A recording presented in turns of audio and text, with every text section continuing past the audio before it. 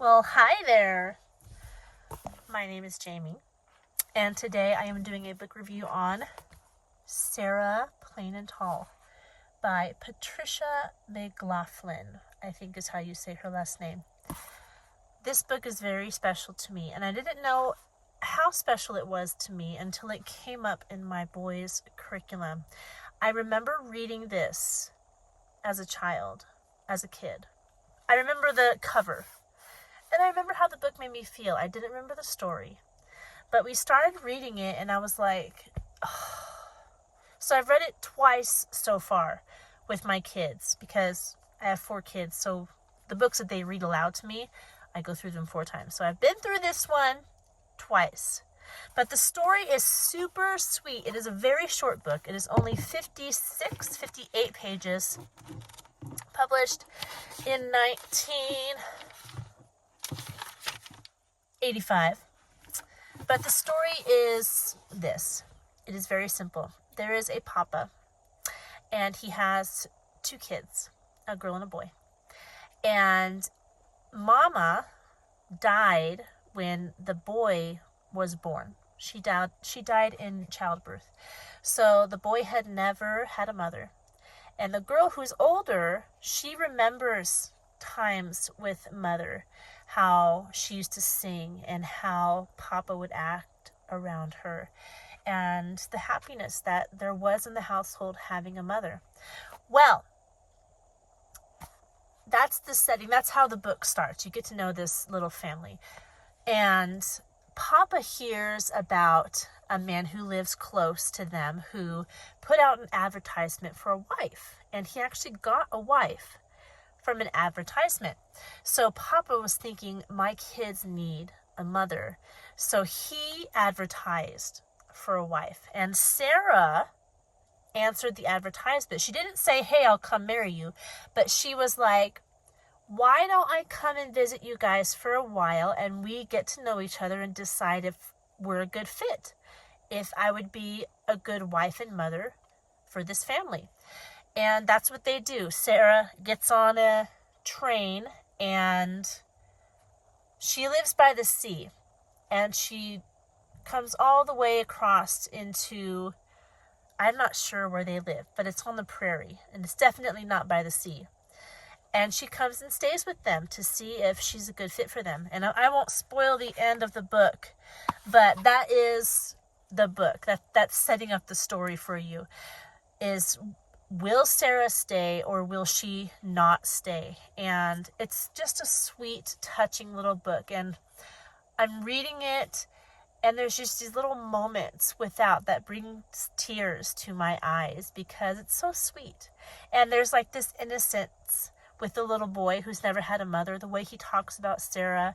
And there's these moments between Sarah and Papa. And just the way they get to know each other throughout the book, it's just so sweet. I highly recommend it. It's a simple story. It's a short story, like I said, 58 pages. It's not long. But it's one of those that leaves an impression on you after you've read it.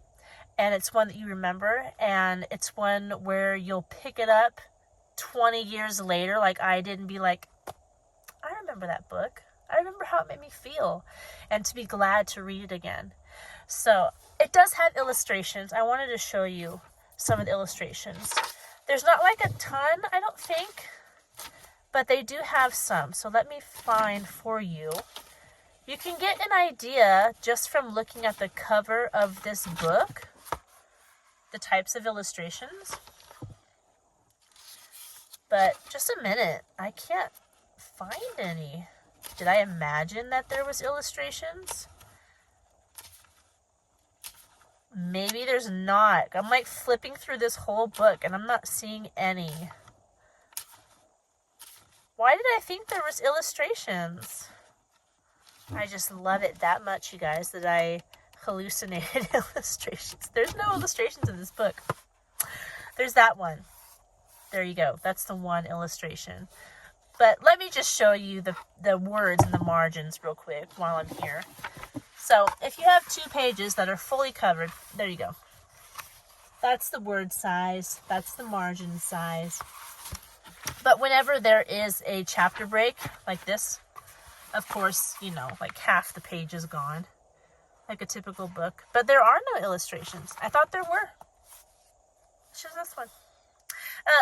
The older girl, her name is Anna, and the boy's name is Caleb. And this is just a picture of one of the scenes in the book where Sarah is cutting Caleb's hair on the porch. So, highly, highly recommend this. It's a good reader for kids who are learning how to read.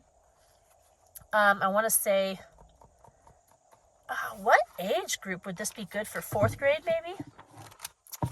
4th grade? 3rd grade? I would say between 3rd and 4th grade, but I will look that up for you and put this book in the correct playlist when I put it in the playlists. So, but like I said, great for kids who are learning how to read, but I think it's even better for parents because, you know, kids don't often catch these little nuances and these little moments in the text that kids just don't pay attention to because they're not used to them. They're young. They haven't lived a lot of life, but parents will definitely catch the little moments that just make you, the ones that touch your heart. And it's not even like corny. It's not corny. They're not trying to like create a moment. They're just talking about what's happening. And when you're reading it, you're going, oh. Anyway, I'll just gush over this book because I love it so much. But Sarah Plain and Tall, go check it out. It's great. It's short, but it is very sweet, and I think you will enjoy it. I definitely did. So that's all I have for you today. I hope you're doing wonderfully. I hope you're reading some great books, and I'll talk to you in our next video. Goodbye.